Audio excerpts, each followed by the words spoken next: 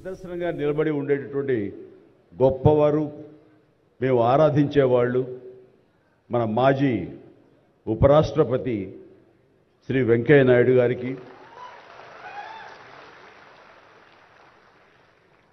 ఇక్కడ విచ్చేసినటువంటి ఆహ్వానితులకు, కళాభిమానులకు, సినీ అభిమానులకు, నా అభిమానులకు అందరికీ హృదయపూర్వక నమస్కారాలు తెలియజేసుకుంటాను.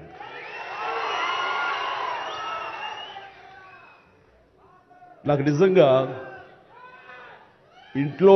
మా ఇంట్లో అడిగారు, పద్మవిభూషణ్ అవార్డు అనౌన్స్ చేయగానే చాలా ఆనందంగా, ఎంత ఆనందపడుతున్నారు ఏంటంటే, నిజంగా పద్మభూషణ్ అవార్డు వచ్చినప్పుడు నాకు ఉన్న ఆనందం అంతా ఇంత కాదు. కానీ ఇన్నేళ్ల తర్వాత ఇప్పుడు ఈ పద్మవిభూషణ్ అవార్డు వచ్చినప్పుడు నిజంగా అంత ఉత్సాహం లేదు. ఏదో వచ్చింది, సంతోషం, గౌరవంగా స్వీకరించాలి, ఎంత ప్రజాభిమానం అని అనుకుంటూ ఉన్నాను.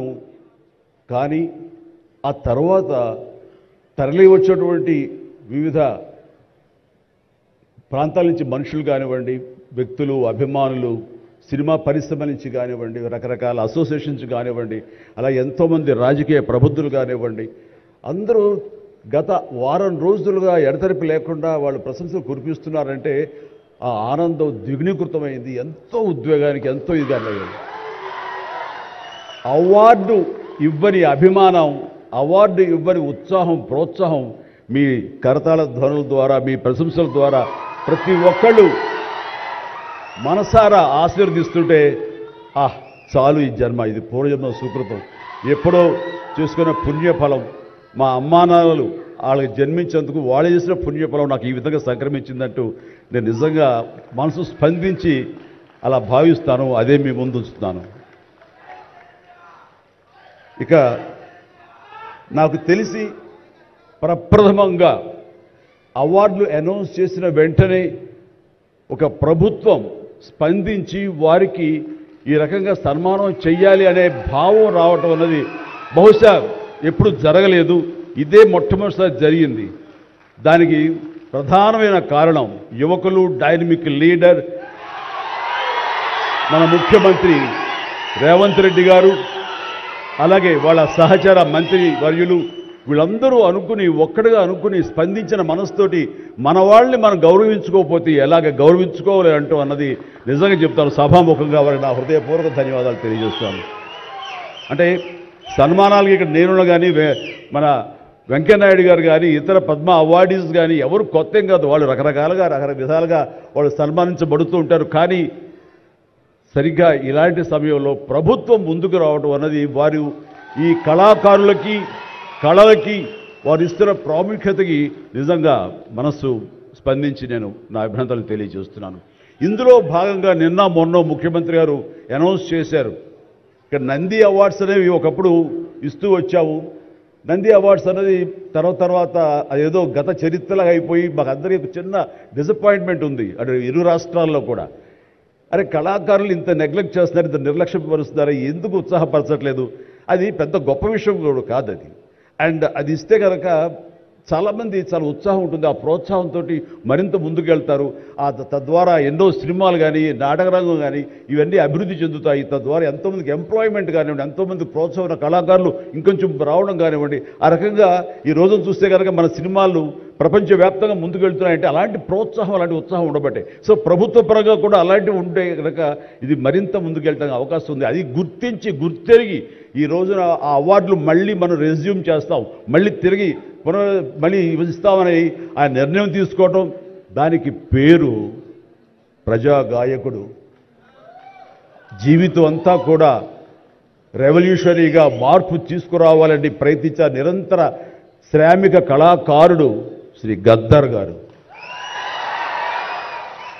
గద్దర్ గారి పేరున అవార్డులు ఇవ్వటం అన్నది ఎంతో సముచితం, ఎంతో ఆనందం, ఎంతో ముదాహం. అలాంటి నిర్ణయం తీసుకున్నటువంటి మా ముఖ్యమంత్రి రేవంత్ రెడ్డి గారికి, వారి సహచర్యులకి నేను మనస్ఫూర్తిగా నా హృదయ ధన్యవాదాలు ఈ సభాముఖంగా తెలియజేస్తున్నాను. అండ్ ఇక్కడ నాకు ఈ అవార్డు రావడం ఆనందం, కానీ ఆనందం మరింతగా ఉండటానికి కారణం మేము చిన్నప్పటి నుంచి ఎంతో అభిమానించి ఆయన చూసుకుని ఇన్స్పైర్ అయ్యాం. వారే స్టూడెంట్ లీడర్గా ఉండి జయాంధ్ర కోసం అప్పట్లో స్టీల్ ప్లాంట్ కోసంగా ప్రయత్నం చేసినటువంటి వెంకయ్య నాయుడు గారు. ఆయన వైజాగ్ కాలేజీలో యూనివర్సిటీలో ఆయన స్టూడెంట్గా ఉన్నప్పుడు ఆయన ఇచ్చిన పిలుపుకి ఎక్కడో నర్సాపురంలో ఉండే మేమందరం స్పందించి స్ట్రైక్ చేయడం అనేది జరిగింది. ఆ రోజు నుంచి కూడా మాకు ఒక లీడర్ లాగా, మా నాయకుడిలాగా ఆయన మేము భావిస్తూ వచ్చి నన్ను అలాగలా మేము ఎదిగాం. ఆయన అప్పటి నుంచి అబ్జర్వ్ చేస్తూనే ఉన్నాను. ఆయన వాగ్ధాటికి నేను పెద్ద ఫ్యాన్ని. ఆయన మాట్లాడే మాటలు అలాగా నోరు వెళ్ళగట్టి చూస్తుంటాను. ఇప్పుడు కూడా అదే ఎదురు చూస్తాను. ఆయన ఎంత ఓపికగా మాట్లాడుతారో తెలియదు, కానీ డెఫినెట్గా అలరిస్తారంటూ ఎలాంటి సందేహం లేదు. సో ఆ రోజు నుంచి ఈ రోజు వరకు కూడాను ఆయన రాజకీయంగా ఒక హుందాతనంతో రియల్ స్టేట్స్మెన్ ఇన్ పాలిటిక్స్ అన్నది ఆయన నిర్మాణాత్మకంగా అలా వెళ్తూ ముందుకెళ్తూ ఈ రోజున అత్యున్నతమైన పొజిషన్ మాజీ ఉపరాష్ట్రపతిగా ఆయన నిర్వహించి తన బాధ్యతలు చేశారు. కానీ ఆయన ఎప్పుడూ మదనపడుతుంటారు. నాతో కూడా ఆయన షేర్ చేసుకున్నారు. రాజకీయాలు రాను రాను ఇలాగా దుర్భాషలతోటి వ్యక్తిగత విమర్శలతోటి ఇలా దిగజారిపోతున్నాయి చిరంజీవి గారు. ఇది కాదు, ఇది ఆ హుందాతనం ఉండాలి. ఉండి కూడా ఎన్ని సాధించాం మేము. అది ఇదవుతున్నట్టు ఎంత మదన పడుతున్నారంటే వన్ కూర్చున్నప్పుడు ఆయనతో నాతో చెప్పినప్పుడు ఇప్పుడు కూడా అలాగే అయిపోతుంది. అలా అవ్వకుండా ఉంటే బాగుంటుంది అంటే అలాంటి అవ్వకుండా ఉంటే బాగుంటుందన్న ప్రయత్నంలో నేను కూడా మిమ్మల్ని ఇన్స్పిరేషన్గా తీసుకుని నేను వెళ్ళినవాడేనండి. కానీ ఆ ధాటికి ఆ మాటలకి మాట పడటం మాట అనటం ఇది నా వల్ల కాదు, మీలాగనే. కాబట్టి నేటి రాజకీయాల్లో మనం అన్ఫిట్ అంటారా, లేకపోతే మనలాంటి వాళ్ళు ఇలాగా ఎగైన్ ప్రతిసారి ప్రతి చోటని చెబుతూ ఉంటే ప్రజలు వాళ్ళు మోటివేట్ అయ్యి అలా దుర్భాషలాడి రాజకీయంగా వ్యక్తిగతంగా విమర్శ చేసే వాళ్ళు కానీ తిప్పి కొట్టగలిగితే ఖచ్చితంగా మీరనుకున్నది నేను అనుకున్నది జరిగి తీరుతుందండి. ఒక వాజ్పేయి గారు ఆ రోజుల్లో స్టేట్స్ మ్యాన్ అంటారు. ఆయనలాగా మళ్ళీ అంత హుందాతనం మళ్ళీ మనం ఈ రోజున మనం వెంకయ్యనాయుడు గారిలో చూస్తున్నాం. అయితే ఆయన రాజకీయంగా కొంచెం విశ్రమించారు కాబట్టి ఈ రోజున ప్రజలే ఆలోచించుకోవాలి. అలాగా నోరు జారే వాళ్ళని దుర్భాషలాడుతూ వ్యక్తిగత విమర్శలు చేసేవాళ్ళని తిప్పికొట్టే విధంగా నిర్ణయించే శక్తి మీకే ఉన్నది, మీరే నిర్ణయించుకోవాలని చెప్తున్నారు. ఈ రోజున రకరకాల రంగాలకు సంబంధించినటువంటి గొప్ప గొప్ప వ్యక్తులు వాళ్ళు గుర్తింపు వస్తున్నా రాదా అని కాదు, అది వాళ్ళ ఇంట్రెస్ట్ కొద్ది. ఈ రోజున ఇక్కడ ఒక్కొక్కరు శిల్పకళాకారులు ఉన్నారు, అలాగే కొన్ని art forms of village rural సంబంధించిన వాళ్ళు ఉన్నారు, సమయ గారు ఇట్లాగా అలా రకరకాల కవులు ఉన్నారు. వీళ్ళందరూ కూడాను ఆ పని చేసుకుంటూ వెళ్ళిపోయి అదే మా జీవితం అదే మా ధ్యేయం అంటూ అలా ముందుకు వెళ్ళిపోయే దీంట్లో ఈ రోజున ప్రభుత్వాలు గుర్తించి వాళ్ళకి పద్మశ్రీ అవార్డులు ఇవ్వటం అన్నది, పద్మ అవార్డులతో గౌరవించుకోవడం అన్నది ఈ సందర్భంగా నేను వాళ్ళ గుర్తించినటువంటి భారత కేంద్ర ప్రభుత్వానికి నేను మనస్ఫూర్తిగా నా అభినందనలు తెలియజేస్తాను, నా సంతోషాన్ని వ్యక్తపరుస్తాను.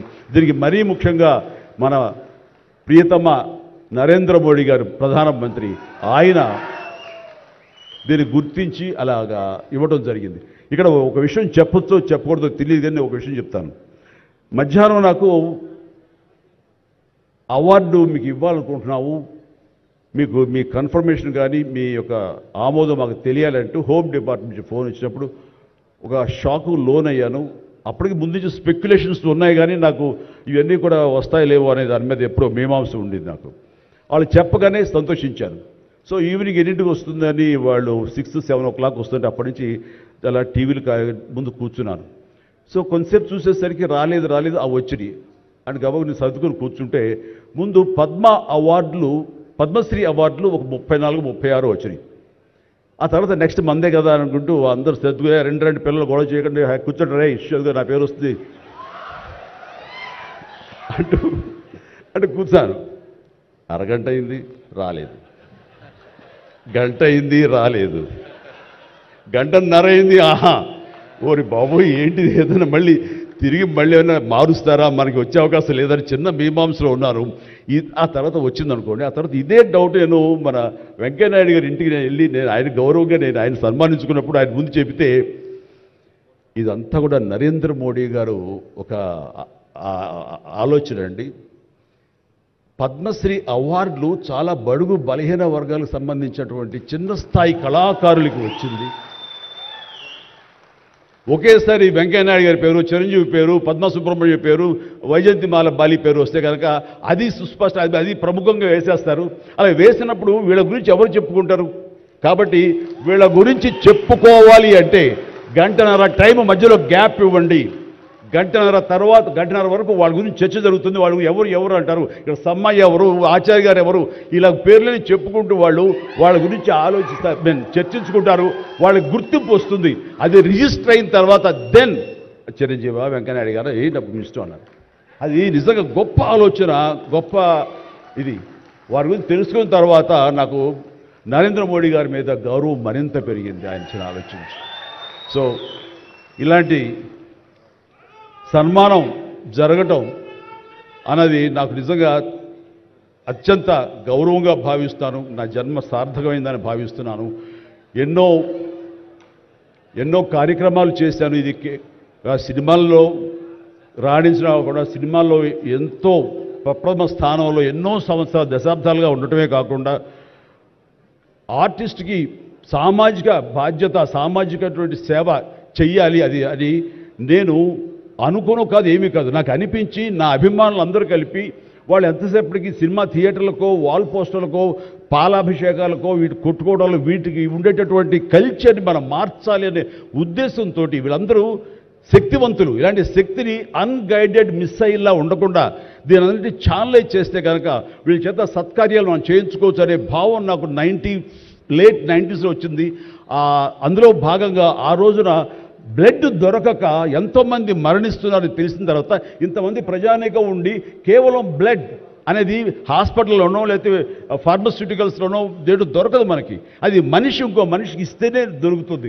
అలాంటిది మనుషుల్లో ఇన్స్పైర్ చేయక వాళ్ళు స్పందింపచేసే విధంగా ఎవరు ముందుకు రాక జరుగుతుంది. కాబట్టి నేను ఎందుకు చేయకూడదు?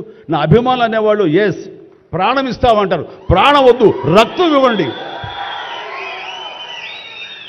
ఇవ్వండి అంటూ నేను 25 సంవత్సరాల క్రితం ఇక్కడ బ్లడ్ బ్యాంక్ పెట్టిన తర్వాత ఈ ఉత్సాహం ఏమైనా పొంగులాగా ఉండి తర్వాత చల్లబడిపోతుందా అని అనుకున్నాను. కానీ లేదు, ఒక జీవనదిలాగా సాగుతూనే ఉంది. ఈరోజు కూడా మీ అందరి ప్రభావంతో ఎక్కడ మంచి కార్యక్రమం కానీ, పుట్టినరోజు కానీ, శుభకార్యం చేయాలన్న ప్రతి ఒక్కరు రక్తదానం కోసం ముందుకు వస్తున్నారు, రక్తదానం ఇస్తున్నారు అంటే కనుక దానికి ప్రప్రథమంగా నడుం బిగించింది నేను, నా అభిమానులు చెప్పలో గర్వంగా ఉంది నాకు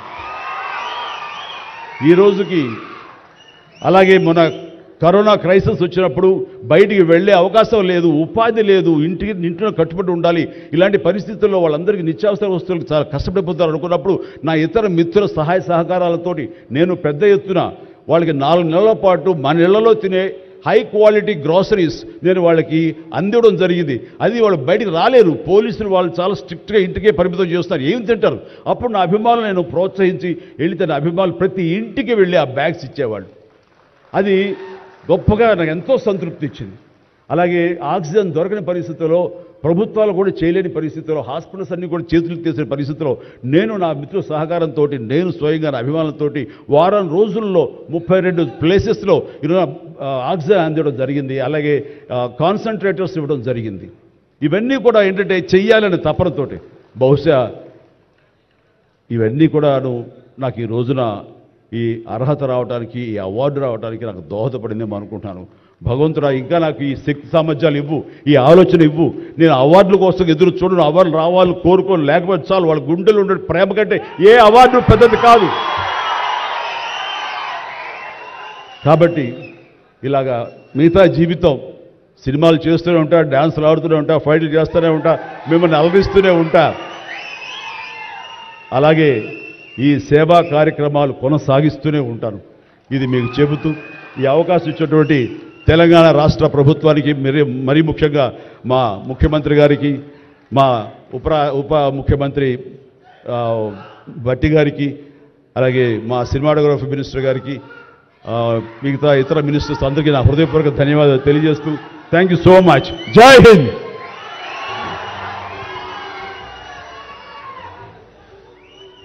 CSR అన్న 3 అక్షరాలకి కార్పొరేట్ సోషల్ రెస్పాన్సిబిలిటీ అన్న ఫుల్ ఫామ్ అందరికీ తెలుసు. కానీ ఇది చిరంజీవి సోషల్ రెస్పాన్సిబిలిటీగా మలచి అది రక్తదానమైన నేత్రదానమైన కరోనా సమయంలో అయినా స్పందించే హృదయం ప్రధానమని తెలియజేసిన వారికి ధన్యవాదాలతో